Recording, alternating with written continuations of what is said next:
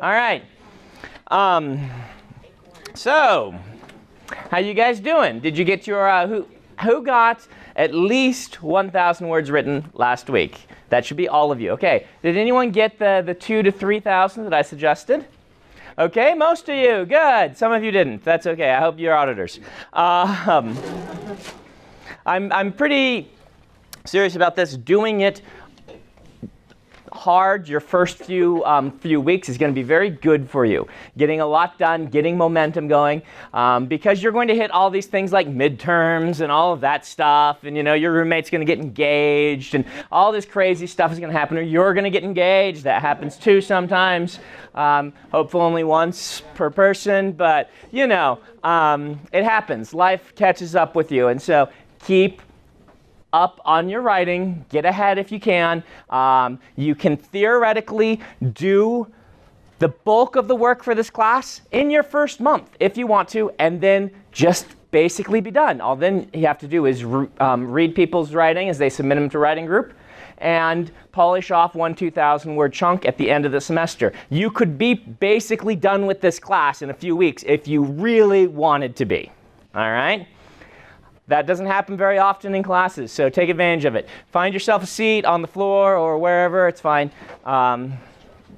There's a chair over there. You're welcome to have that one. So, yes, get ahead. Does anybody have any questions about the class or the coursework or anything like that? No? We all have it down? That's good. All right. Let's talk about writing stories. As I said last week, kind of view a story as... I was talking about this big, tall one. Yes. Okay. Plot, setting, and character. And conflict is the glue that binds this all together. That's what your story is going to be about, these things. For a really great story, you are looking for places where you can create conflict between these things. Either between characters, or between the character and the setting, or between, the character and the plot. These are things that just keep an eye out for, all right? We're going to talk a little bit about world building today. The trick about talking about world building is, I honestly feel this is the most important thing to telling most stories. There is a subset in which this is the most important thing. This is never the most important thing, all right? Almost never. Maybe some conceptual stories. And yet, this is the thing that defines science fiction and fantasy as a genre, right? This is our thing. This is what we do. The issue with this is, we're reading science fiction and fantasy because we like the setting, but we're finishing books because we like the characters and the plot.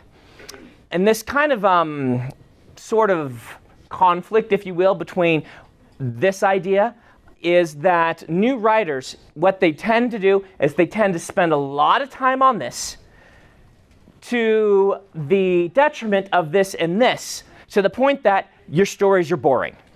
Number one problem with new writers of science fiction and fantasy is that they overload on this, and then they have a dull story. All right? This is because, again, we read the genre because of this. Really good setting is important, and ideally, in a great book, you're going to do all three of these things equally well. All right? I don't want to downplay setting. Setting is awesome. Setting is all the things that make us read, the science fiction elements, the spaceships, the space battles, the magic, all of these wonderful things, that drew us to this genre in the first place. But you've got to be careful. And we're going to talk about learning to be very careful and how we address our setting and how we get it across to people today. Because as I've said before, the grand skill for a science fiction or fantasy writer is the ability to do this in an unobtrusive way. Awesome setting, unobtrusively. If you can learn to do that, your story will be way more awesome than if you don't do that. And if you don't do that, it's very obvious quite early on. Hi. So, We'll let him get situated. Sorry, you got kicked out. Are you in the class for real or are you an auditor? You're for real. Okay, auditor, give up your seat for this person. Come on. Particularly if you're an auditor who isn't actually registered as an auditor in the class and just kind of sitting in here. Thank you. You can go find a chair and bring it in. I know there are some of you that aren't actually even officially in the class. We prefer that you audit, but I don't want to take roll every week, so I'm not going to find out. So, but if you are one of those people, I would appreciate if you find yourself a seat and bring it in, so that each week, so that there are seats for the people who are taking the class and things like that. We may eventually want to have people sit by their writing groups so that table is assigned to them and they know where they can sit and things like that. So my classes tend to get pretty crazy. This will not be a problem starting next year. That doesn't really help for you. Starting next year, we're going to get an auditorium and things and whatnot. But, okay, so that's sort of a conflict, right? I mean, you read this because of this stuff, yet you've got to have great characters and plot. The times where plot is going to overshadow, there are some stories that we would call plot stories. The whodunit is often, the plot can be a little bit more important. It really depends. The balance between these two is going to depend on your story, the type of story. A lot of epic fantasy tends to be more focused here. A lot of idea stories and science fiction tend to be more focused here, but it doesn't really matter. I mean, if you go read Asimov, you'll see stories where plot kind of takes the forefront. But if you read most of the fantasy from the 80s and 90s, you'll see the character-driven stories there. Anyway. So how do we do this? Well, the idea is to avoid what we call info dumps. Info dumps. Particularly at the start of a story, okay? Now, I say this with the reminder that all writing rules need to be broken sometimes, and they will be broken. There will be times when you're just like, I need to get this information across. I need to info dump. And then your challenge is find the most interesting way to do it, okay? And we'll talk about strategies for doing that. But info dump. We don't want to info dump. Instead, we want to be unobtrusive and in character. All right? In-character world-building elements are going to be far more powerful than out-of-character world-building moments. This is what I mean by this is, if your character has a good reason to think about something relating to the world, and it is perhaps a source of conflict or problem of some sort, and you can mention it early on, you can get these things across very easily and very unobtrusively while developing the character. One of your goals should be in writing to try and make every sentence, every paragraph do multiple things. Hopefully you can build character, do some setting, world building, and maybe even forward the plot with every paragraph. That can get tough. One of the things that you should keep in mind is you want your writing to be lean. Oh, no, don't cross out lean. Lean, yes! Sparkles on lean. Yes. You want your writing to be lean. What I mean by lean is that you don't want to be using extra words. You don't want to be repeating yourself. You only want to use what you need to have. Hey, how you doing? Former student here, quite an accomplished writer in his own right. You want to be lean. You don't want to be doing extra things. What is extra is going to be up to you to determine as you practice revising and working on your prose. This is not necessarily something you focus on in your first draft. This is something you don't worry about too much in first draft, and you just write, getting it down, and as you go through, you learn to prune. So, in any discussion of world building, I like to talk about something we call the learning curve. All right? Every book has a learning curve. And you can kind of imagine it like something like this, where eventually what the reader is reaching, reader proficiency in the world. Okay, that says reader proficiency in the world. The idea is eventually you're going to ease them up to this plateau where the reader becomes an expert in the setting of your book. This happens in every book, regardless of science fiction or fantasy, whatever it is. In sci-fi, fantasy, and in historical, these things are a little bit harder. This is the world building we're talking about. This is your learning curve. In other books, the learning curve may be easy. It might be happening at high school in the country where you went to high school. It all feels very normal to you, yet you're still going to have to learn new characters. You're going to have to learn the situations. You're going to have to learn the specific sort of dynamic that's happening in this school. And so there is still a learning curve to that book. The idea is once you reach here, the reader can anticipate the things you're doing. When you mention world elements, they don't sit there for a minute and try to remember what they are. When you mention, so-and-so person, they automatically know who that person is. And so it allows you, once you reach this sort of proficiency, it allows you to move the story a little bit faster because of that proficiency. All right? Now, you would think then reaching the proficiency quickly is a good thing. And it can be a good thing. Because as soon as you get that proficiency, your story can move faster. Things become easier for you as a writer. You don't have to spend quite so long in descriptions. And yet, if your learning curve is like this, okay, now you're there, that's a very different story than this one. This is the story where you just throw everybody in what we call in media res, and you just start throwing names and terms at them, and they either sink or they swim. Has anyone read Stephen Erickson? All right, some of you have read Stephen Erickson. Stephen Erickson, if you want to find out what it means to have a very steep learning curve, just go check out Gardens of the Moon, go to the bookstore, the library, support Stephen and buy one of the books. It's actually a very good book. He has a learning curve that's kind of like this, all right?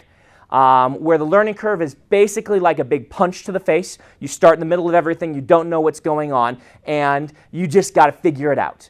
There are lots of famous examples of even in classics that have steep learning curves. Moby Dick has a very steep learning curve. All right, though many of you maybe have read Moby Dick. It's not like this, but it is a fairly steep learning curve. There's a lot to learn. He spends a lot of time getting you up to proficiency in the world and has a lot of fun doing so. And because of that, Moby Dick can be like a punch to the face to try to read. Same thing happens here. A lot of books will choose their learning curve very deliberately. You don't necessarily need to do this. If you don't want to worry about this, kind of choose what is the standard in your field, so to speak. Children's and YA tends to have a very, very shallow learning curve. They do some specific things to try and keep the learning curve more easy to get to. They, maybe lower this plateau at in certain books. You can do that by having fewer characters to keep track of. You can do that by, having it take place in a familiar setting that's been changed a little bit. Urban fantasy tends to do this, a little bit lower learning curve. The reason for this, urban fantasy tends to be quick-paced, fast books, and tend to be a shorter length. You don't have time to do all of this. You got to get somebody here and then go like that. And so, how the length of your book is going to help you with determining your learning curve. You'll notice that in a lot of children's books, particularly the middle grade genre, there is something that happens where the kid, who's going to be the main character, does not start in the fantasy world. Where does the kid start? In the real world. And why does the kid then start, according to this conversation? It's a very easy answer, in the real world. I'm just asking you so you can talk so I can eat my gummy bears. They can explain how the fantasy world works to the kid. Exactly, yes. Two tools there that are helping you. Number one tool is you can first start off and explain the kid's personality and relevant characters that are close to him or her before transitioning into the weird setting. That allows your learning curve to be more shallow. Okay, first get used to this. Get used to our characters. These are the three kids, who are going to go tumbling through whatever magical doorway is around. Here are their personalities. Books that do a good job of this. Narnia does a good job of this. Fablehaven does a very good job of this. Introduce the characters, then introduce the setting slowly, piece by piece. This is for learning curve purposes. The other thing that you're gaining that has been mentioned over here is kind of a Watson element.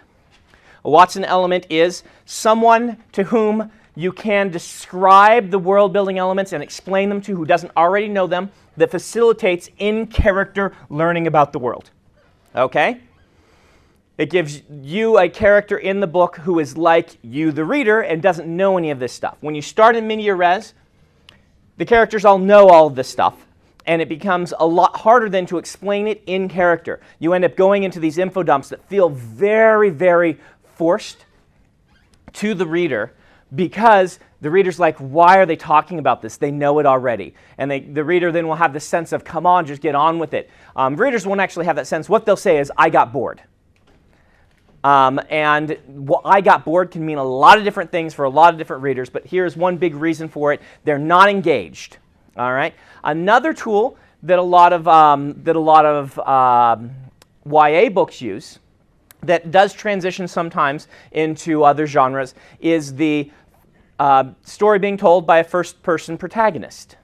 We will talk about tense and viewpoint a little bit later, but a first-person protagonist allows you to cheat a little bit on this, because you can speak in the character's voice, and you can make the character's voice very engaging. Has anyone read a book like this, where it starts off with this really engaging voice, and you find that they could just talk about anything, and you'll be chuckling, or if you're not laughing, that it's not a funny character, then you'll be interested because of who they are, and they're able to give you a lot of this stuff. Plus, it's almost kind of a promise to the reader, you're not going to have to keep track of too many characters. This I is the most important person. There's not going to be a lot of I's. You know, maybe there'll be two. Usually most first-person books are one I, maybe two I's. Those are the people to keep track of. You can get really interested in them, and it's a subtle sign to the reader that the learning curve is going to be a little bit shallower for that reason. You had a question over here. Never mind, I don't. Okay. So we'll talk about viewpoint and tense. This isn't the viewpoint and tense lecture. We might get to that one today. I don't know. So, you want to learn how to do this for your given story. You may be writing hard science fiction, which is more like this. You may be writing military science fiction, in which it's like this for people who haven't read the genre a lot, but it's really more like this for people who have, or actually more like this, because there are certain conventions of the genre that you can take for granted. You also have to be aware, in doing this, that certain things have been done so many times that they've become a cliche. This is not as big a deal if your audience is constantly refreshing, which is why you may pick up a YA book being written today and say, they're just doing the same stuff of the books I read when I was a kid. These new writers are hacks. Well, no, what's going on there is it is a constant, really refreshing group of readers, and what's old to you is still new to them. And what you can do there is not something you can necessarily do in an epic fantasy, which has a group that continues to read and tends to be very fluent in their genre and tends to get tired of the same concepts. That doesn't happen as much in other genres, depending on your readership. For instance, it's really nice on your learning curve if you can start with your protagonist in a small rural village, because there's going to be lots of small rural villages in your fantasy world, because that's how, you know, the tech level is, who then slowly goes out and experiences the world. It works the same way here. Problem is, some really great writers did stories like that, and now readers pick those up and are like, I've read this before. And you run into problems. Even if you do it well, you run into problems that the readers are, you know, wanting this sort of blend of familiar and strange, and you're giving them too much familiar. The familiar and the strange. This is another thing to keep in mind. You're probably surprised. I'm not even talking about world building yet. I'm talking about how to set up your world building. This stuff is important. This is the nuts and bolts behind the scenes that, as writers, is important for you to think about. Familiar and strange.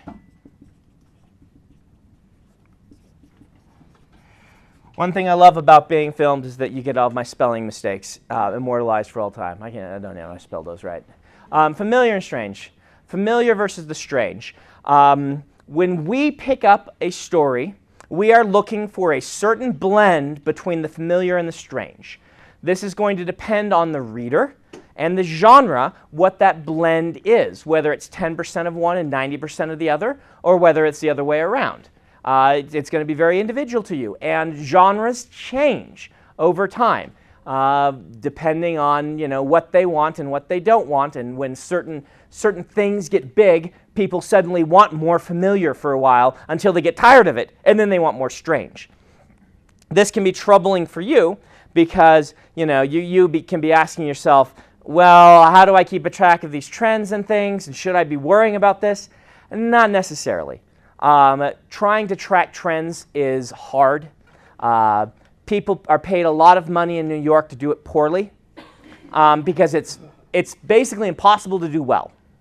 Keeping track of trends in fiction is tough. If people knew how to do it, there would be more deliberate bestsellers, and there are not very many deliberate bestsellers. The things that become bestsellers are still sometimes a little opaque to us. People were completely shocked by the Da Vinci Code. He'd written 2 books that didn't sell, and suddenly this one, which basically was the same sort of story and things, took off hugely. People were shocked by Twilight. There had been people talking around in genre circles that vampires were an out-of-trend sort of genre at the time. I sat in rooms and listened to people talk about how, because of Anne Rice's peak a short time before, vampires were now on the out and they wouldn't have a resurgence for a while, and then Twilight took off.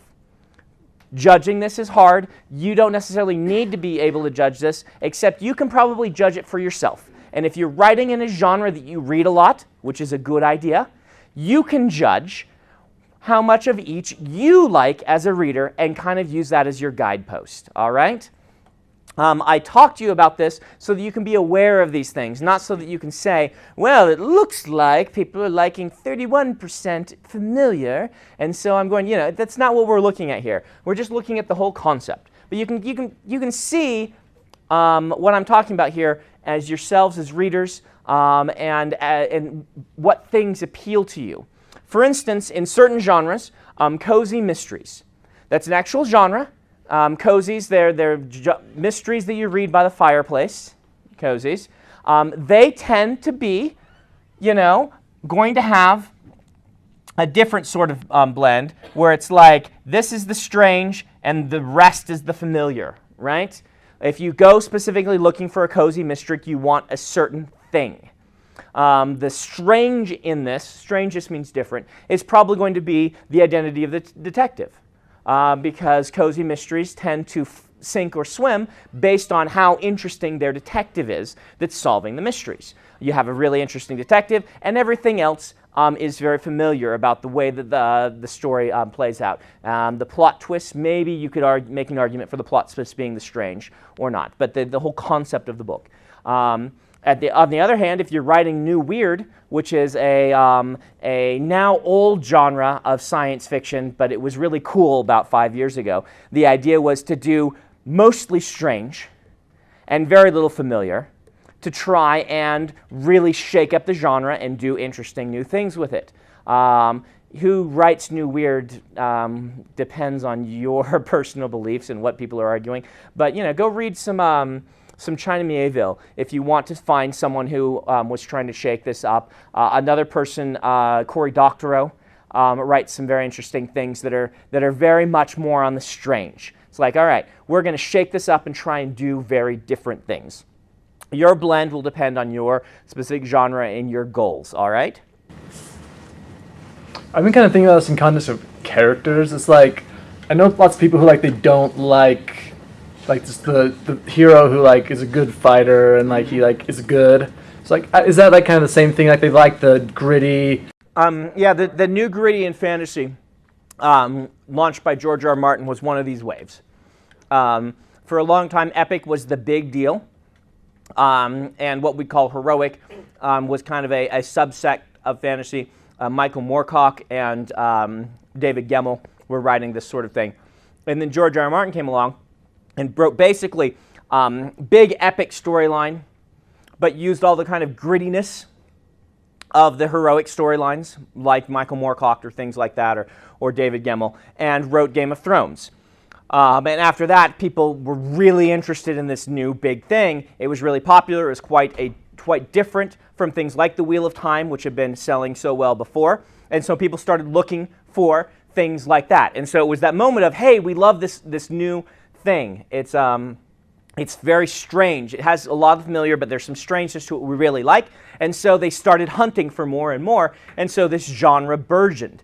And we see a lot, very few doing the actual epic, gritty blend that George R. R. Martin does. Mostly it was the grittiness took off in a very powerful way. And you had people like Joe Abercrombie, who got very popular writing this sort of thing, which became its subsect of genre. But it's funny that as it becomes more of a genre, the people who are reading it drift away from the strange and more toward the familiar, right? This becomes our genre. I like this genre. I'm going to read this more. Originally, what got me into it was the fact that it was different, and now it's something I want to read much more of, and they settle into this and read this for a while, and that's what we do as readers. It's very common. And, you know, eventually, sometime in publishing, there may become a wave where someone reads something else, and then it gets big, and a bunch of people migrate toward this and read it. It happened with Harry Potter, actually. A lot of the people I've noticed that were reading epic fantasy jumped to children's and started reading the YA fantasies during that era. And the epics kind of faltered for a while because people were either going toward the gritty, they were going toward the children's, or they wanted the urban fantasy, which for a while, epic was dominant. And then those three kind of all took chunks out of it, and epic floundered for a long while. There hasn't been a major, big, best-selling new epic fantasy series. Really, there wasn't one in the 2000s. Steven Erikson gave it a run for his money, but he never hit the heights that the 90s big epic fantasy writers did. So the closest thing you'd get to that are people like Rothfuss and me. And, you know, who knows what's happening next. And so for a while, again, epic was dominant. And you got to remember when I talk about things like this, I'm talking about new writers.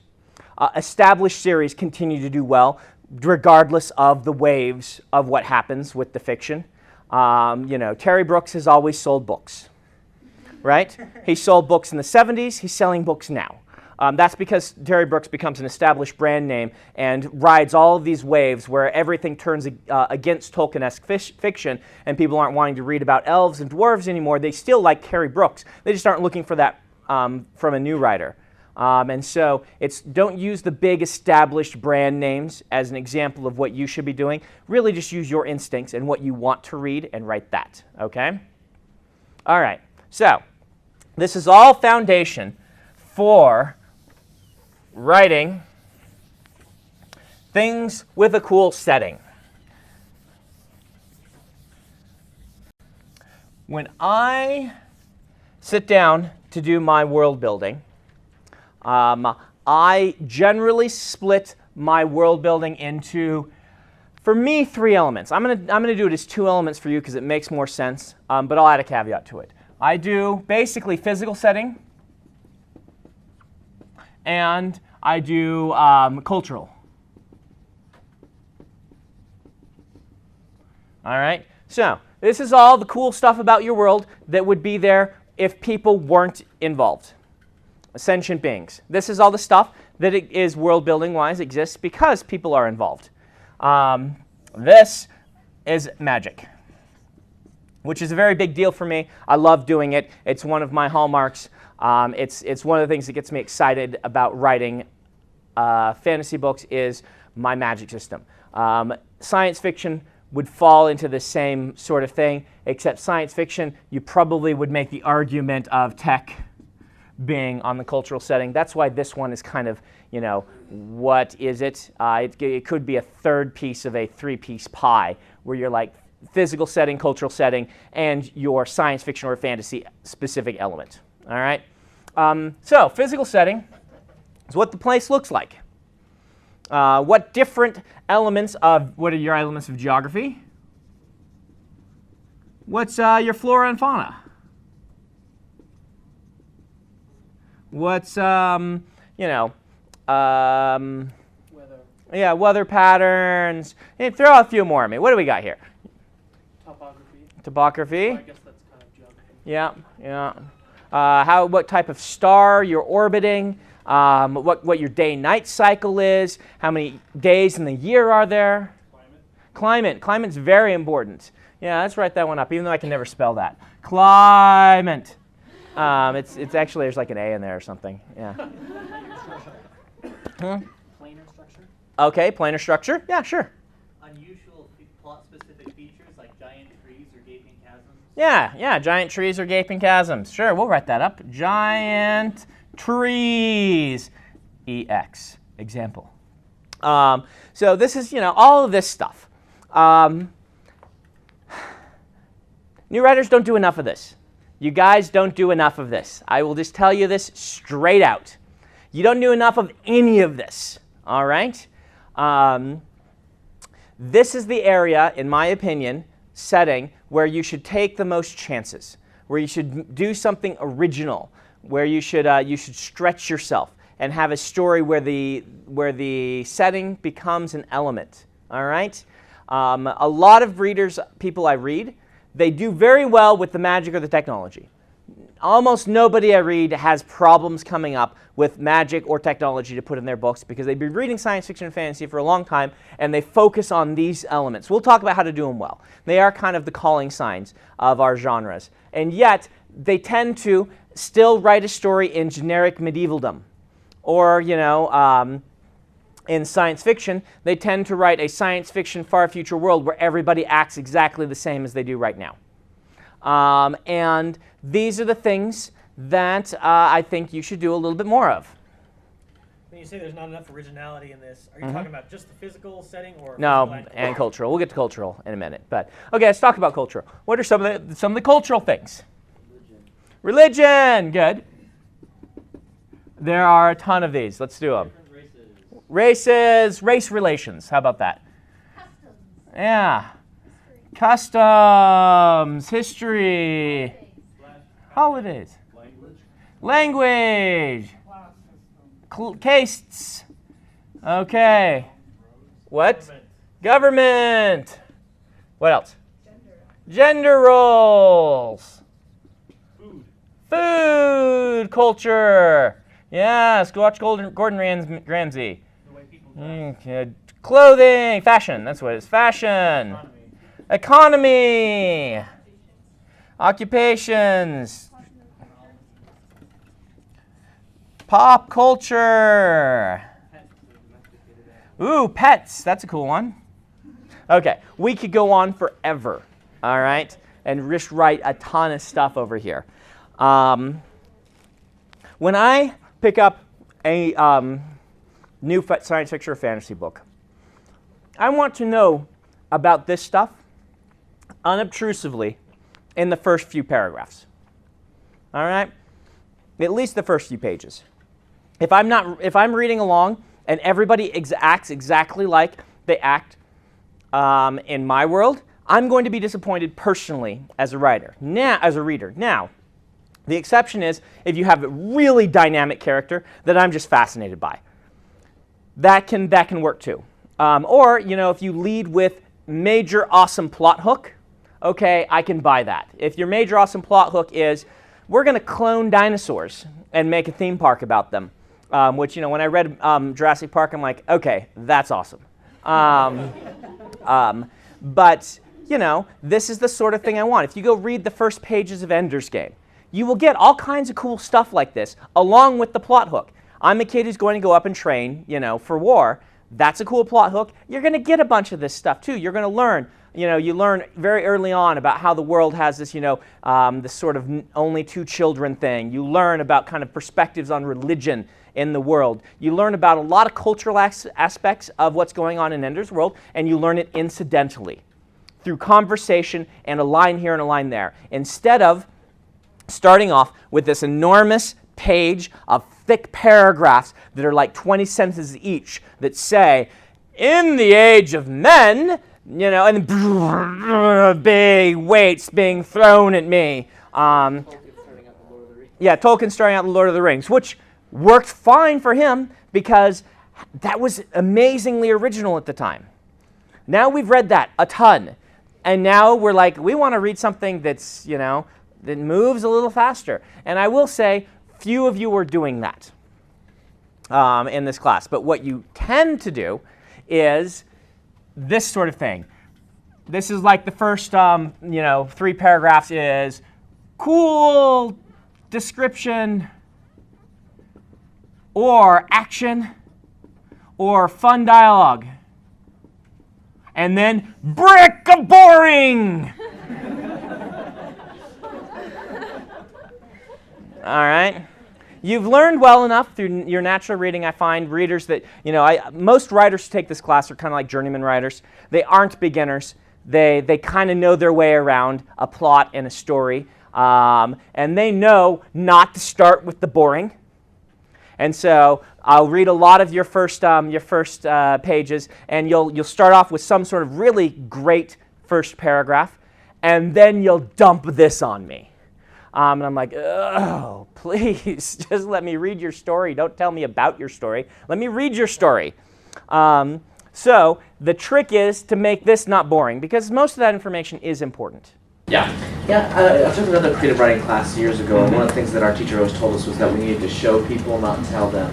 That's kind of this idea of if we need to describe a character, for example, and what he looks like, describe him through the actions that he does or whatever. Yeah. That way we get a sense of what it is, but it's more interesting than, he had black hair and blue eyes. It's, Right.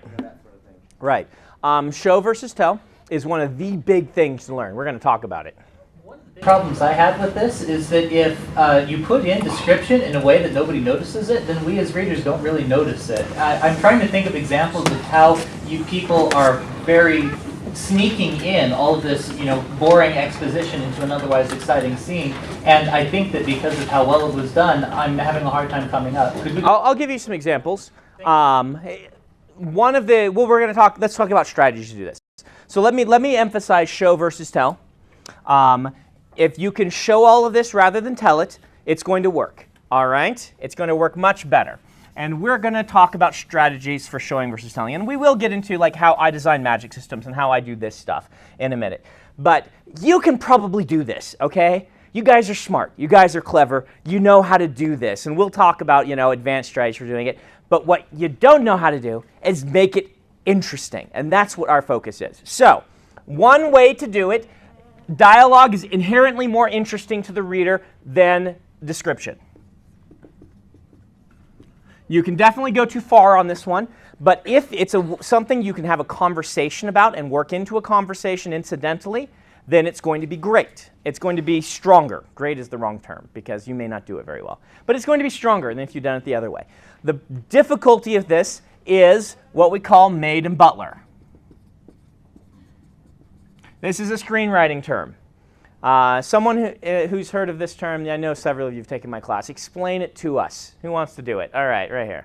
Where you have the maid or the butler explain what's happening without having the narrator do it, but essentially they fill the same role. Yeah, back in the 1900s, or 19th century, 1800s, they would have plays where they would start the play off with the maid and the butler walking onto the stage, and the maid would say, "As you know, the master is away this weekend." And the maid would say, "Yes, I do know that." And the butler, "As you know, or did you know that the mistress is having the gardener into," they just go on this big thing, so you'd set up the whole story, and then the story would go. This looks very fake on the page, and this is one of those cues that when readers are like bored or not invested in the character, it's inherently out of character. It's doing the opposite job of in-character sort of exposition is doing. It is pulling you away from the character because it's giving you the kind of instinct that, wow, these characters must be idiots if they have to talk about this again. This thing that they obviously should know automatically, all right? So, maid and butler, you got to stay away. But dialogue is going to generally be a better way to approach this. A lot of stories, you don't want your books to be full of dialogue, but dialogue is good. Another way is in-character thoughts.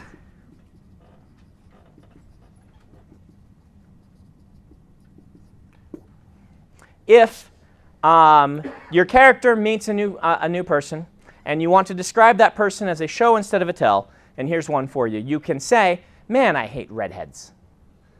If the character thinks that in their head, then suddenly you have said, "This other person is a redhead," rather than saying, you know, this person was a redhead. And why is that one better? Why is it better to say, man, I hate redheads? Not that we actually do. Don't hate on the gingers too much. Well, let's talk this through. Yeah.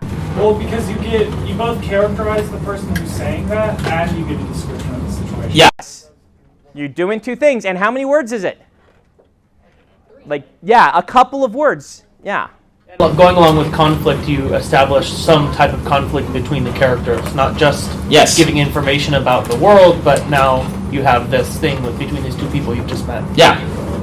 And also you're letting the reader act, you're letting them make an assumption based on what you've written, rather than force-feeding them. They say, ooh, I figured that out, I made the connection. Right. And there's emotion in it. There's emotion, there's a sense of conflict, there is inherent story in the line, I hate redheads. There is not inherent story in the lines, he was a red-headed, lanky man. Now, sometimes you just want to write, he was a red-headed, lanky man, right? That's fine. You don't want to like do this, nobody can do this all the time. But if you're looking for shows versus tells, this is the sort of thing you can do, all right? There are also sometimes you might have a reader that says, oh, I don't like redheads either.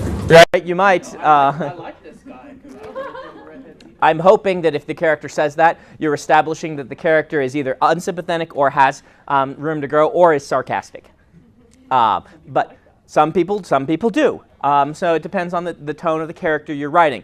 You're giving us character. That's why that is a show versus a tell. Usually physical actions, what we call beats, along with dialogue are ways to show emotional state. If someone is pacing as they talk, it says something different about them than if they sit, lean back, stare up, and then say the same thing. Again, this is easy to overdo, okay? Keep in mind, we're talking about tools you can use to give some shows here and there. The ideal thing that I would want you to practice doing is to try and have a dialogue sequence where you've got dialogue, dialogue, dialogue, and then like right here, you've got one really great sentence that evokes some description and some world building and some character. And then, more, and then over here you've got, a paragraph that's like 2 sentences of really powerful. You've packed a lot of world building and things into those sentences, and then, more of that and things like this. That's a much stronger way to start a story with that sequence of dialogue. It doesn't even have to be dialogue. It can be description. But one of the things I talk about if you want to practice this is, think about who your character is. Think about what they're passionate about. We'll do a whole lecture on characters, maybe several of them, and try to say, in this scene, how can I do my descriptions in a way that we see through the character's eyes? So the other one is just description through a lens. Lens, sure. Description through a lens. This means that, you stick us in the character's head. You're going to do this either in first person or you're going to do it in third person. Those are your 2 options. Don't use omniscient unless you really know what you're doing. We'll talk about that later. If you looked at me and you're like, omniscient, then don't. All right? All right? No omniscient unless you really know what you're doing. You got to wow me with omniscient. You're going to do first or you're going to do third, limited. And you're going to describe a scene. Go home and try this. Say, okay, here are my 3 characters. Here's a room that I'm sitting in. How are the 3 characters going to describe this room differently? There are writers that I like to do a very good job of this. In the Wheel of Time, various characters would look at a cup of water and describe it very differently because of the cultural backgrounds they have. You can evoke cultural background by how you mention a cup of water. This is the sort of stuff that you really want to be doing. The description through a lens. This is the idea where I was talking about earlier, how the character is what people are reading the story for, and the setting, which is awesome, which is, why they picked up your book probably instead of another book. If you can do it incidental to character, you will be more successful. if you can evoke the, the world, instead of saying, a bunch of dock workers of this strange race were down there doing this, if you can have the character look at them and be scared because they haven't met this race before, or to be fascinated because, or to be, taking notes, or however it is that they do, or to not even notice them until they bump into them. All of these are different personalities for characters, and allow your character to drive your descriptions. You still want to put the descriptions in, but you want to break them up, and you want to have them through the lens of the character's eyes. All right? And you want to tend to focus your story on the areas where the character is going to have conflict and the story is going to have conflict. So this is our next big thing. So this guy, this is really important, okay? If you take nothing else home today than this, learn how to do this. Learn how to try and evoke setting through character or plot eyes, all right? But we are going to talk about focusing your story, all right? World building is awesome. And the longer your book is, if you're writing epic fantasy, you got more room for it. That's good. You want to avoid world builder's disease, all right? World builder's disease is where you sit and you plan your setting for 17 years before you write your book. What's that? Pat Rothfuss. It worked for him, didn't it? Here, I'm going to give you a gummy bear. You don't have to eat it. Yes, Erickson was the same way. Tolkien was actually the same way. I'm forgetting to throw these out. Tolkien was the same way. The issue with this is, I should phrase it this way. You want to avoid world builder's disease unless it's what you want to do. Don't fall into world builder's disease accidentally, all right? And if you'll talk to Pat right now, Pat has rewritten each of his books from scratch after he sold the trilogy, which was done. Okay? That's because world builder's disease is actually going to be less useful to you than you probably think it will be, all right? You want to try and build a story, a world building. You want to world build appropriate to the story you're trying to tell. Maybe you want to spend 17 years and come up with this awesome thing. If you do, you are welcome to do that. However, it's really hard to make a living as a writer doing that, okay? And once you actually sell that magnificent book that you've spent 17 years on, you're going to have to write another one. And that's hard if you've spent, if you've done all of this. You will have to learn one way or another to become a working writer. Writers write at different speeds. This doesn't mean that each of you need to be, Isaac Asimov and writing 4 books a year, which he did for a large part of his career. You don't need to do that. You can be the person that spends 2 years or 3 years writing a book. That's all right if you're writing big epic fantasies or big, thick science fictions. Don't do that if you're writing urban fantasies and they're little. That means you're just not writing enough. But you can do that, but you got to be aware of the issues caused by it. My goal is to teach you to be working writers. And in that respect, I would suggest that you look at all of this stuff. Maybe keep a list of all the cool things that can happen in your world. All the cool things that someday you may even want to explain. And circle a few of them for a given novel and say, all right, case system's important. Languages, everyone's going to speak Galactic Common. Religion's important. Race relation, no, we're just going to use humans. But to these people, food culture is really important. I've studied food culture. We're going to do a foodie fantasy novel.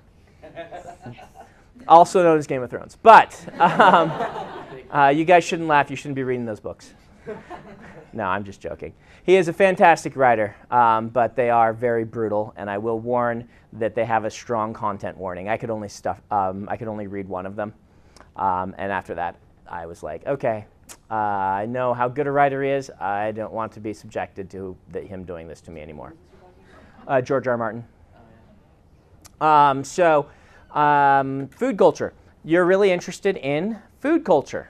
So you are going to write your foodie fantasy novels, and food is related to religion somehow. Well, hey, we've already got some cool mix of familiar and strange, don't we? food culture and religion in a fantasy world. There's a story there somewhere. That's a nice mix. And a lot of times, familiar and strange, the way to get the strange is to blend two familiar things, right? This is a cool way. This is why in Hollywood, everyone describes their stories as this meets this. You ever heard that?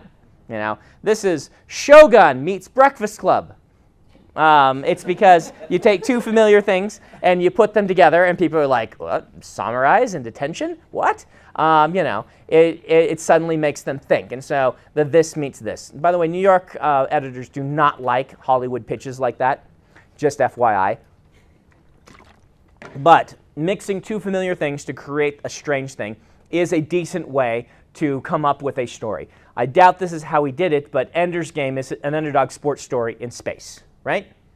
Space is familiar, underdog sports story is familiar, Hoosiers in space becomes Ender's Game.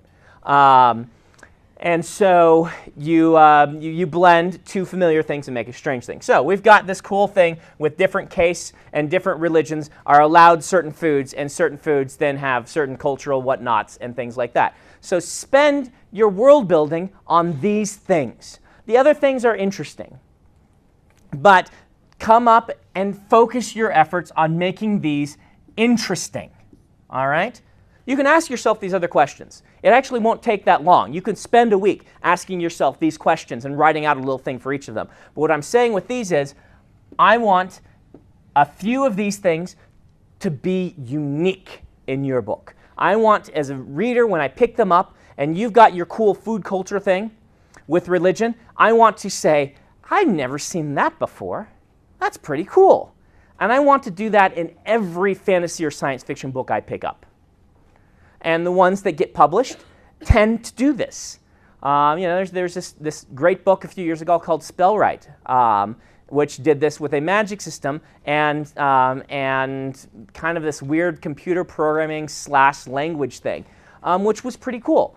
100,000 Kingdoms by N.K. Jemisin did this very well in the first opening pages.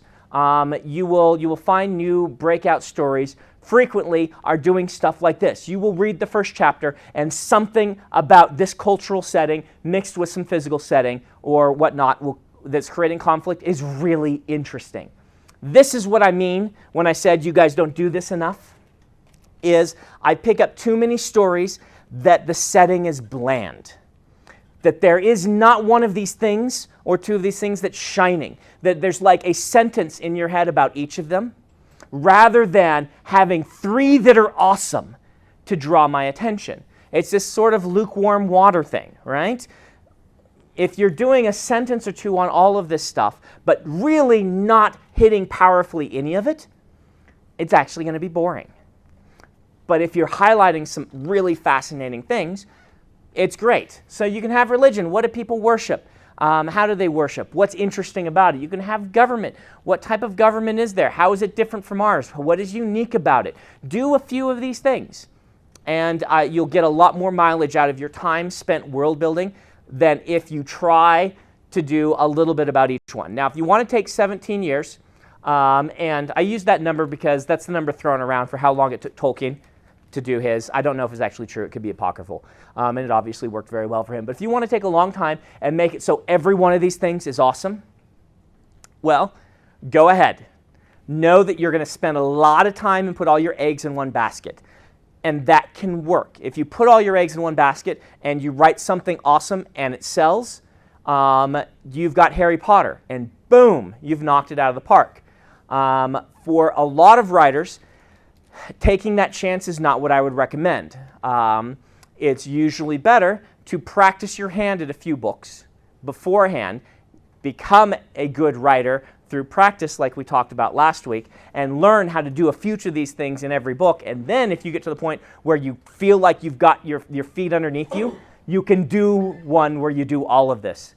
But practice a little bit first would be my strong recommendation to you. The problem is I can't recommend it too strongly because every year you have somebody like Naomi Novik, which I think I mentioned her last week. I don't remember.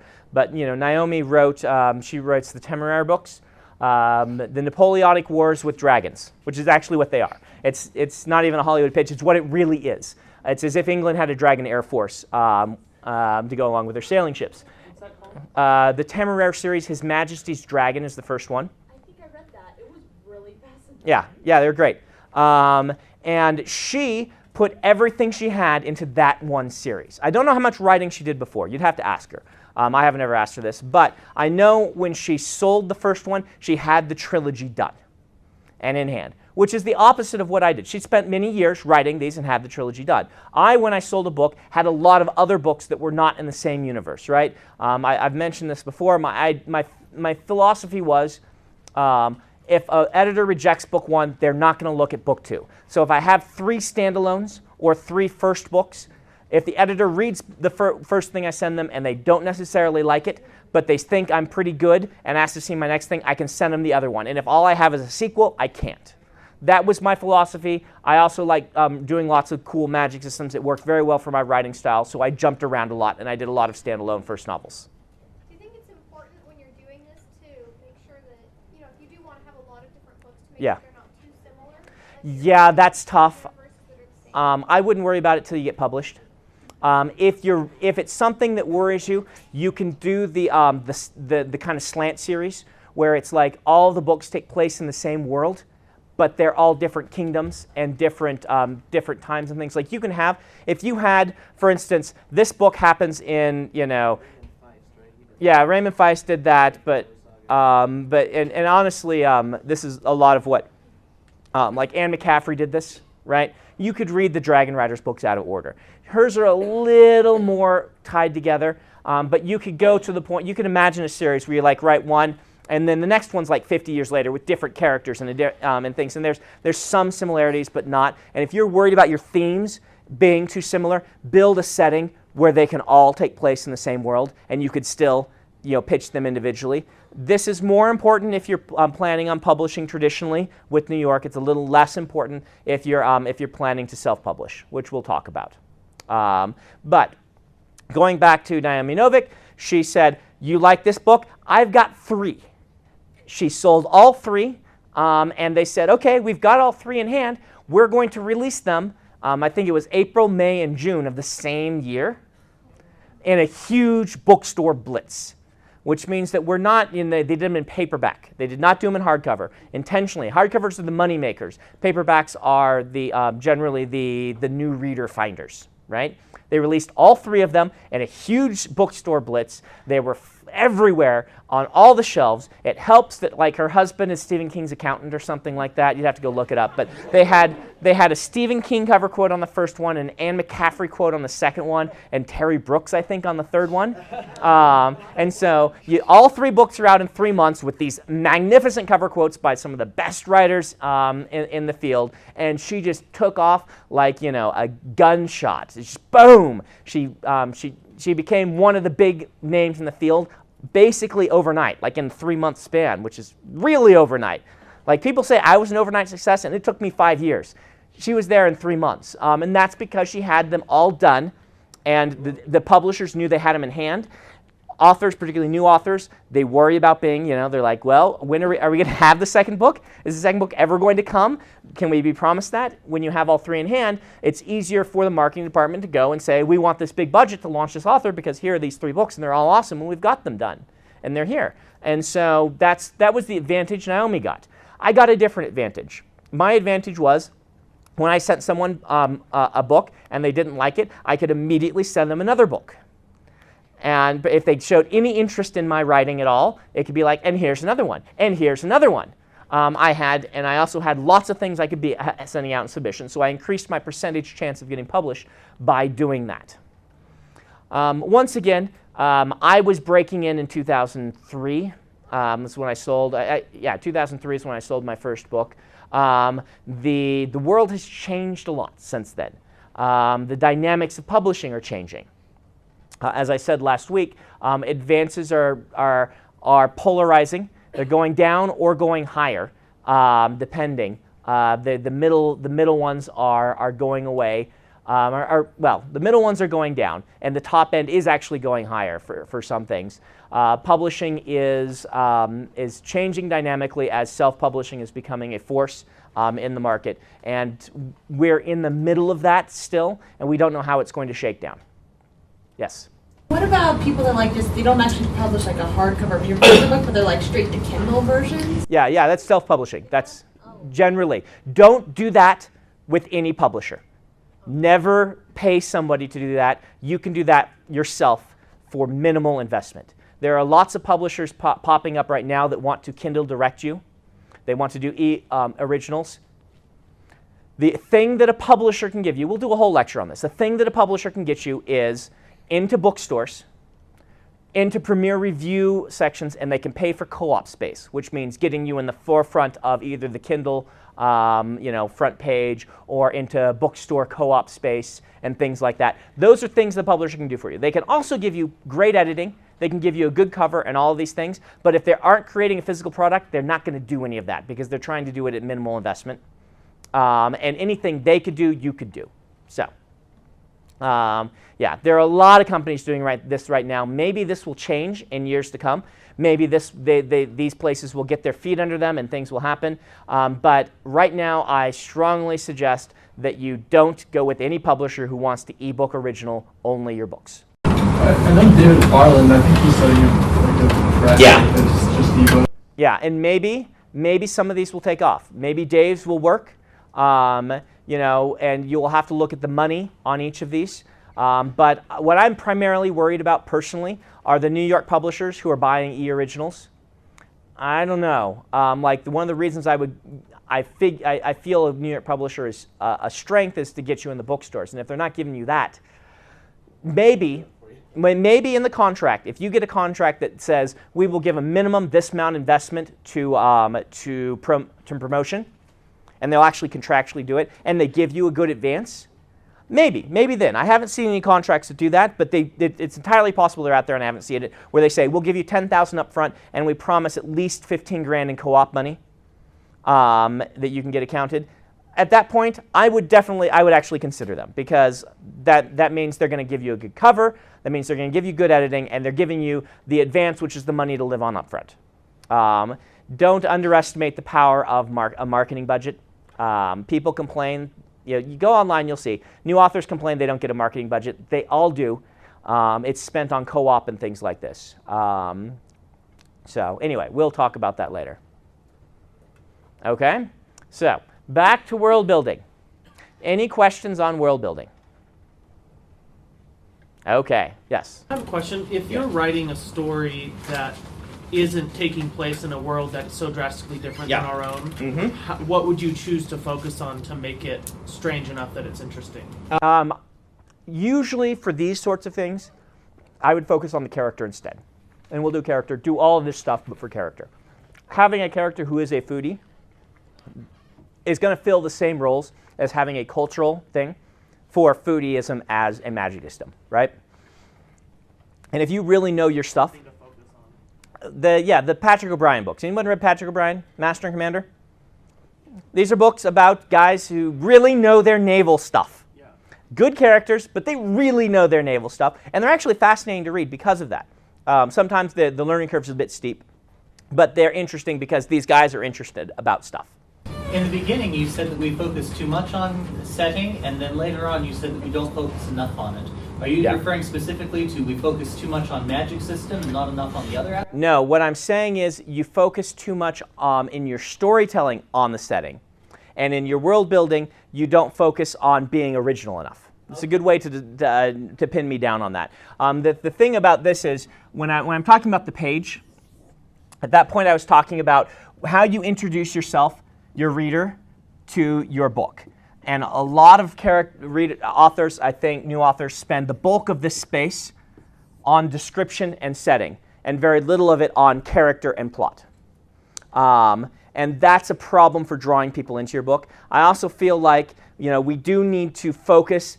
You need to have your focus on your characters. But in your world building, when we specifically sit down and say, when it's time to world build, I don't think that that people are thinking about being original enough. And it's the originality I'm focusing on. If you spend one of the big problems is this page right here that I said was boring from a lot of new writers. It's also boring because there's nothing interesting in it. If this were all about religion case food culture thing that we just talked about, and it were a character who was trying to imitate another caste,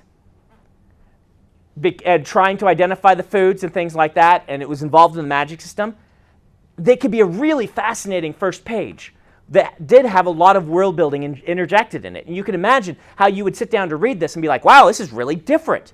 Yes, it's all world building, but it's through the character's eyes, and it's different.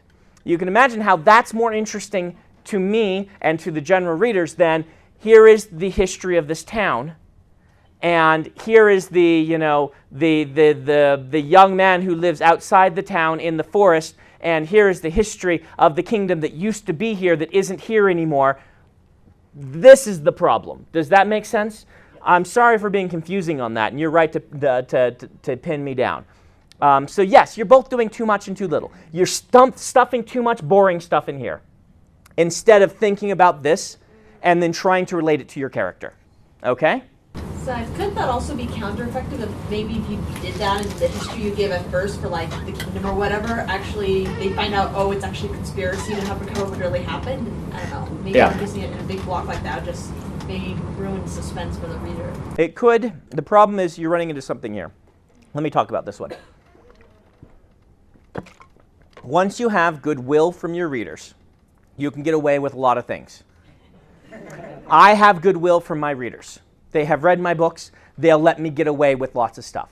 You don't, because you don't have readers yet. All right? So your job is to get those readers.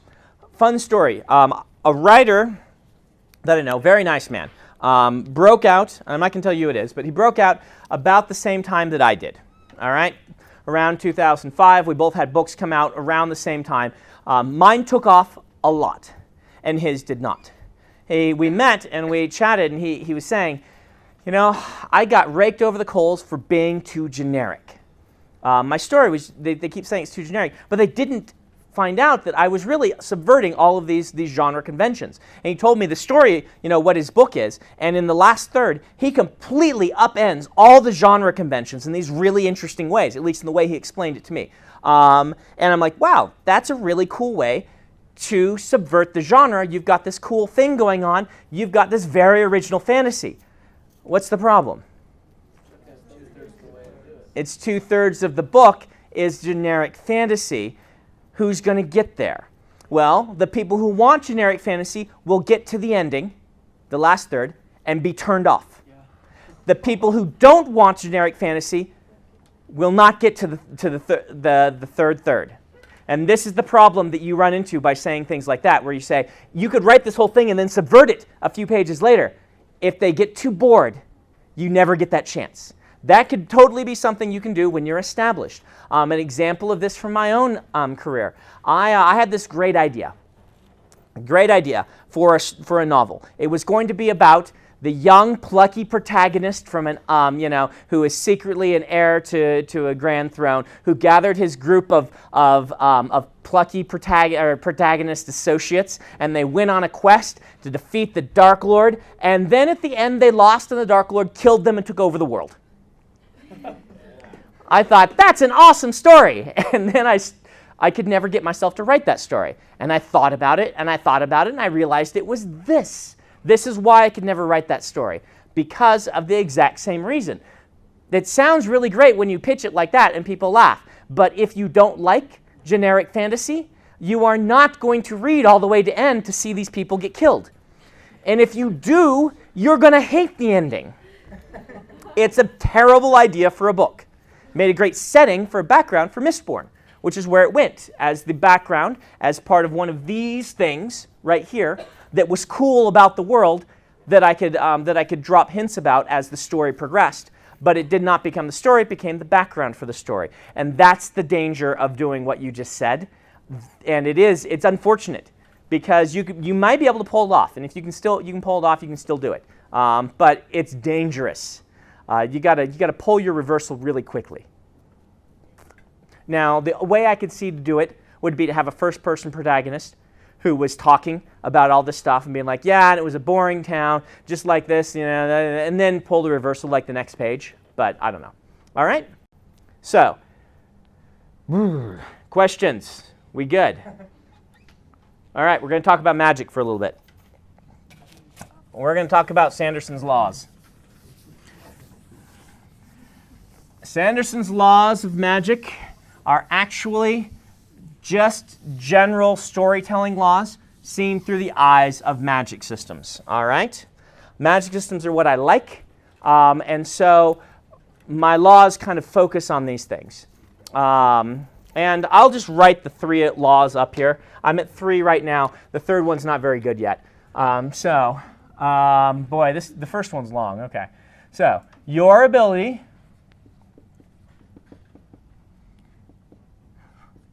as a writer, remember I-T-E-R, wow, yes, R, to satisfactorily, that's not how you write that. There, you're right, sure. Satisfactorily. Yeah. Writing on chalkboards, you don't have, you train your fingers to type. Have you heard teachers talk about this before? The more we type, the more that our fingers know how to spell things, and we don't actually. No, it's satisfactorily. I'll try and write it right. We know what you mean. There, that's exactly right. That's exactly what I wrote before.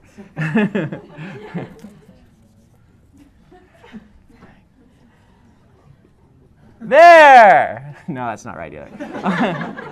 How do you spell that word? Factorally?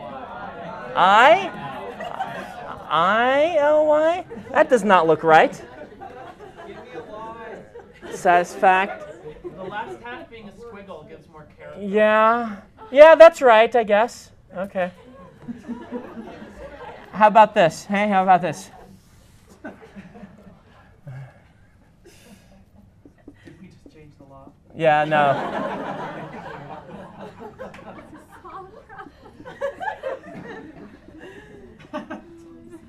No, we had it right. S-A-T-I-S-F-A-C. Yeah, satisfying. I-L-Y.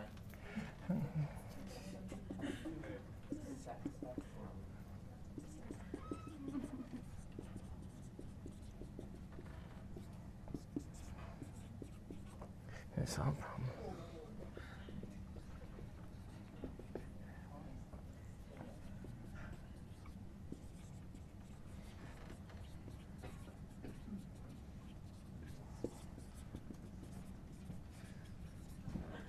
All right, there we go. Your ability as a writer to solve problems with magic in a satisfying way is directly proportional to how well the reader understands said magic. That's law number 1. These are really more like guidelines, kind of like the Pirate's Code. We're going to go backwards, going to put this one on the right for whatever reason. 2. All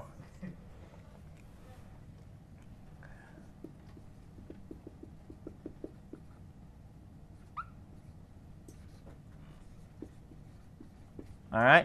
Limitations are more important than the powers themselves. All right?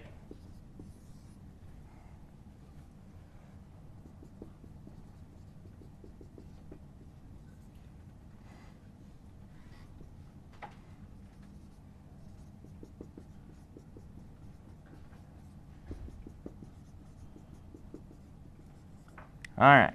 Everything influences everything. I got to find a pithier way to say that one. So, Sanderson's 3 laws / somewhat interesting things to write about magic. These came from, some of you have probably heard this story. I sat on a panel at Worldcon 2004, I think it was. Whichever one was in Boston. I had sold a book. I didn't think it was. I don't think it was out yet. It might have been the first year launch was released. I can't remember. But sat on the panel at the Worldcon, and it was my first panel at a major convention. I felt pretty cool being on a panel and now being a actually soon-to-be published writer.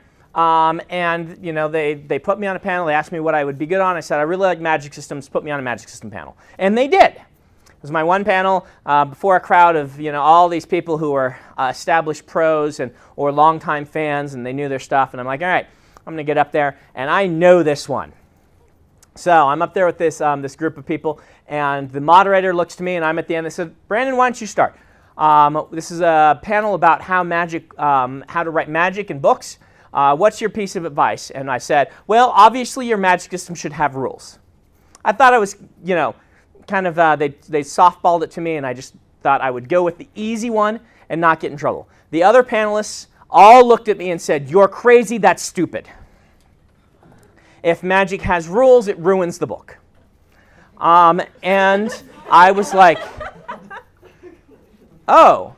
And then we proceeded to argue for like 20 minutes. I'm pretty good at arguing, so I was okay. But I felt kind of dumb when it was me versus everyone. And they were all women. I don't know why that was. It was me versus the women who don't like rules for their magic. But they made some actually really good points, one of which was how many people that read Tolkien understand the rules of Tolkien's magic. And if you're a wizard, you can do magic, yes. And they pointed out that, in their opinion, a really good fantasy novel was one where the magic maintained a strong element of mysticism and mystery to it to preserve the sense of wonder to storytelling, particularly to the magic. You could plan for everything, but you couldn't plan for the magic. And these were actually really good arguments that sent me home thinking about why don't I write stories like that, and am I just wrong? And what it came down to is, when I thought about it, the stories that were doing that really well, and when they were doing it really well, were the stories where the magic did not save the day, where the magic caused problems, or the magic was a facilitator, but at the end of the day, there were more directly human solutions. This is the reason George R. R. Martin doesn't like magic, by the way. He wants his books to all have humans doing human solutions. He and I have argued about this before, too, so that's why I bring him up. I came to the understanding that I like magic where I understand the magic. In my books, magic is really just a new branch of science. That fascinates me. I really like the idea of people learning about science and people learning about this blend of science and mysticism that is what we call magic in my books. That's my take on it. But it's not the only way to do it right. And if I started teaching people to write stories that way only, I would be not doing them justice. And so instead, I started devising this sort of concept. And I wrote a big essay on it, and I called it Sanderson's First Law because, you kind of have to be arrogant to be a writer in the first place, so I figured, why not? Clark's got laws, right? Asimov's got laws. Where are the fantasy writer laws, right? All the science fiction people have laws. Fantasy writers need to be making laws, so I came up with some. And the idea for this was a guideline for myself, all right? This isn't a guideline for when I read a book necessarily. It will bug me if they don't do this right, but it's a thing I wrote to myself to explain to myself how to approach my magic systems. And it is something that I've actually gotten better at doing, and I think has made my book stronger. It's not something I was always good at. The idea is I am explaining the magic so that the reader can anticipate what the characters do with the magic during the course of the book. I am forcing myself then to stick to those explanations so that the reader can anticipate the magic, and we avoid what is called deus ex machina. Is anyone familiar with that term? All right, let's have someone who doesn't talk as much, yeah. Basically, it means that the book is going on great, the writer writes their character into a corner, and then this magical unicorn comes out of nowhere and saves them. Exactly. Magical unicorn comes from Greek plays. It's actually Latin, though, deus ex machina, God from the machine. Which is, the God would come down and save the day at the end because everyone is written into a corner. And this leads to unsatisfying conclusions of books. Why would this be unsatisfying? What's unsatisfying about it? Well, because if, God could come in and fix all the problems for us, then why are we reading about these characters? Yeah, you get one too. All right, go ahead. It's kind of subverts everything I'll the throw you character is another. doing. What's that? It subverts everything the character is doing throughout the entire book. Yeah. That was the solution. Yeah, exactly. I'm not a great thrower, so sorry. If the character, why did you even need to have the character in the first place if God could have done it anyway? Yeah. It undermines conflict, right? Anything else on this one that's just, yeah. I think readers like to feel smarter than the writers. Okay. Yes, that's good. doing it the way I do it, I usually want the reader to be able to figure out what's going on about a paragraph before it happens. And if some readers will figure out sooner, because you can't write it in a way that works, that way for everyone. But hopefully the ones that figure it out sooner feel really smart. And the ones that don't figure it out, usually it's because they don't want to. A lot of readers, like my wife, who's a very clever person, does not want to figure out what's going to happen because she wants to be surprised. She wants to go along with the ride. And so those readers, hopefully it'll hit them. They'll be like, wow, that was awesome, because that's what I wanted. And so the idea is to work for everyone. Yeah, okay. So, was there another hand here? Yeah, let's do this. Oh, it's my favorite quote. I think it was Ian Forster said that a happy ending doesn't mean it ends happy for us. Yeah. It means there's some moral development. Right. And that's what we read for, is for the character to develop. A happy ending is a satisfying ending. Keep that in mind. Satisfying is what you're looking for. Hollywood actually knows this, even though I don't think they do a good job with Act 3. They know that the main characters blowing themselves up at the end of a story heroically is actually a satisfying ending in a lot of stories, and that's a happy ending. If you go watch you guys seen the movie I Am Legend? They have a director's commentary on an alternate ending, and they actually call the one that the movie ends with the Hollywood ending, which is everyone dying, but heroically. And the non-Hollywood ending is them surviving, because it kind of fizzles out a little bit. And actually it is a better ending, I think. But they felt that test audience would actually like the ending of everyone dying better, and they were right. The storytellers I know all like the second ending better. So you can go watch that and kind of see the comparison. That's just a happy ending versus satisfying ending thing. So anyway, Deus Ex Machina. Got a great story on this. People may not agree with me on this one. That's okay. I see this manifest. I like to do the show versus tell. Here's the show for you. I feel that the Lord of the Rings movies, which I assume most of you have seen, did a good job of this in one film and a bad job of this in the second film. We're talking only about the films. If you look at them, the second and third films have a similar climactic moment near the end of both films. In one film, we're at Helm's Deep, and there are a bunch of orcs. They're going to break in and kill us all. And in the next one, and this isn't the absolute ending, but near ending on a climactic moments, we're at Minas Tirith. Did I say that right, Tolkien fans? Minas Tirith. Okay, whatever. We'll get Vigo in here to pronounce it for us. They're surrounded by orcs, and the orcs are going to break in and kill them, right? Basically the same plot setup. All right? And in one, Gandalf shows up at the end and saves them with a new army. And I find it one of the most powerful moments in cinema. It's awesome, it's great, and I love it. And in the second one, Aragorn shows up with a bunch of ghosts and saves them. And I am so let down that it bugs me to this day. And I'm like, and I didn't even know. I'm like watching this, why did one of these work so wonderfully for me, and why did it not work so wonderfully for me in the second one? Does somebody have an answer? Well, you start to ask yourself, well, why didn't they just go get them first, and they could have taken care of the whole thing this way? Right, and why did they even fight? Yeah. Why did they? Anyway, everyone has an answer. I know you know. I'll just say it so that we don't. The reason for me was the plot setup as I went and analyzed. And this was just a gut reaction. It wasn't like I was sitting there analyzing them. I tried to avoid doing that, but afterward, gut reaction. And in the second movie, the plot setup is different. In the second movie, I was very well set up for Gandalf saying, "Look for me on the morning of the third day." And he promises them, "Look for me on the morning of the third day." And it sets up a plot cycle, which is, survive 3 days, and I will save you. And they trust Gandalf, and they survive. Now, during the mess of all this, they kind of forget about that. We kind of forget about that. So as a nice, brilliant move at the end, Aragorn remembers Gandalf's voice as he looks and sees the sun rising on the third day. And we're all reminded. And then Gandalf shows up at the sunrise, in the light, and the light, blinds the orcs, and there's this big army. It comes, and it's awesome, right? And for me, they didn't pull off that setup.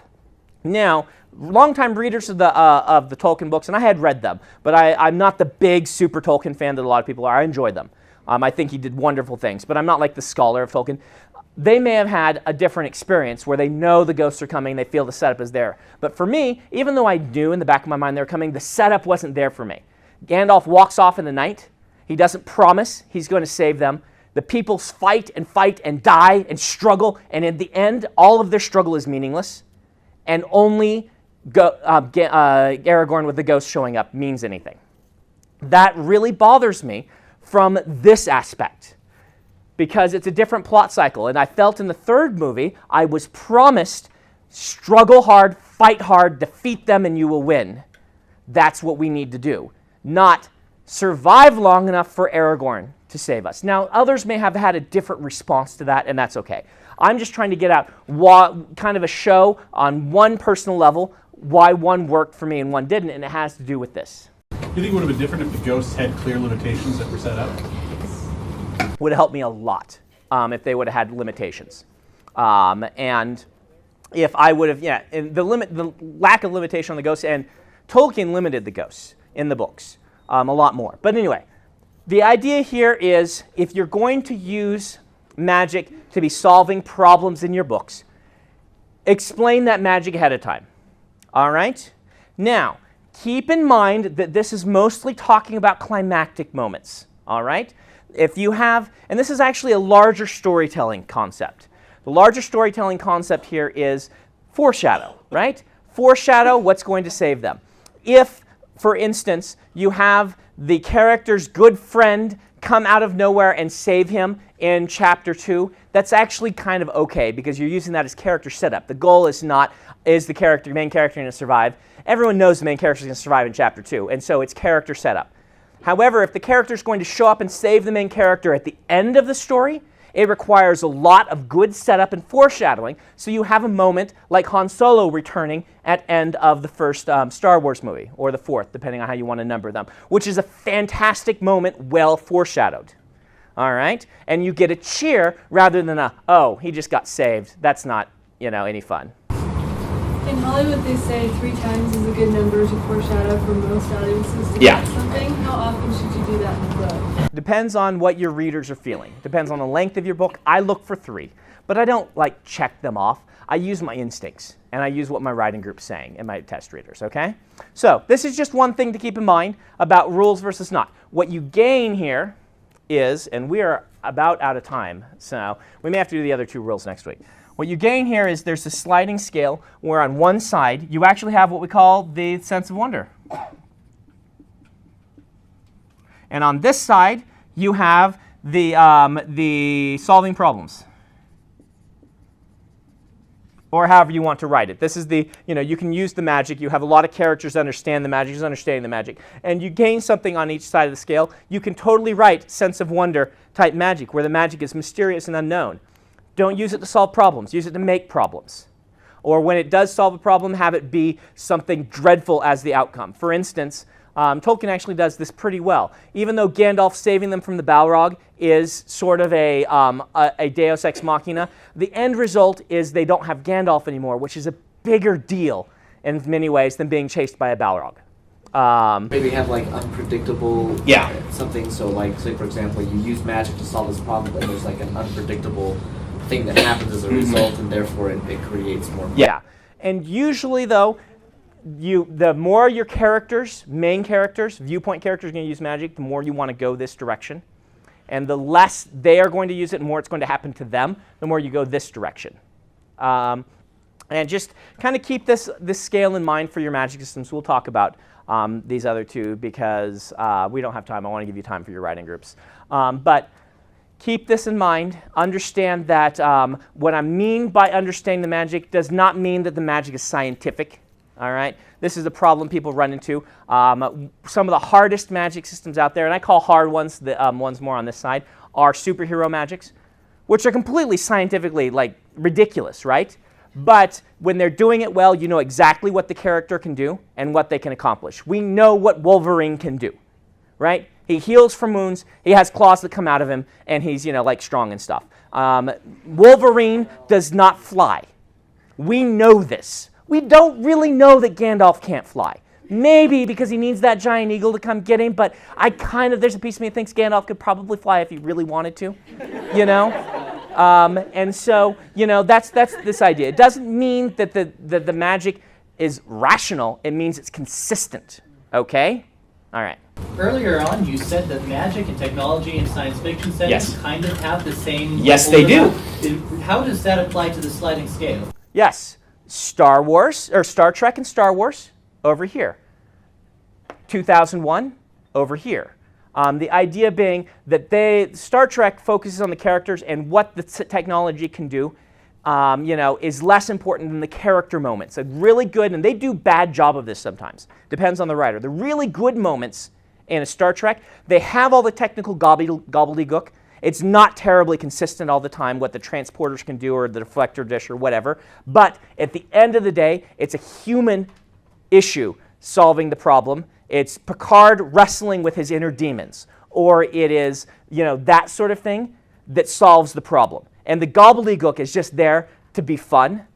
And it is much more on this side. If you watch a movie like Gattaca, we're much more over here. You know what can be done, and they still make it a human solution. But they don't break their rules.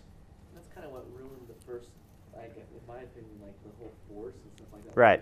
Star Wars movies, because they tried to take something that had inherently a sense of wonder and mysticism. Yeah, and they tried to make it more. They tried to move it over here on this scale. Yep. And it was a bad move for these reasons. It was a very bad move for these reasons. So that's the whole. This is the problem with midi-chlorians. Is reader expectations and the sense of wonder and what was making people interested. So we'll do more of this next week. I do want to split you up in your writing groups.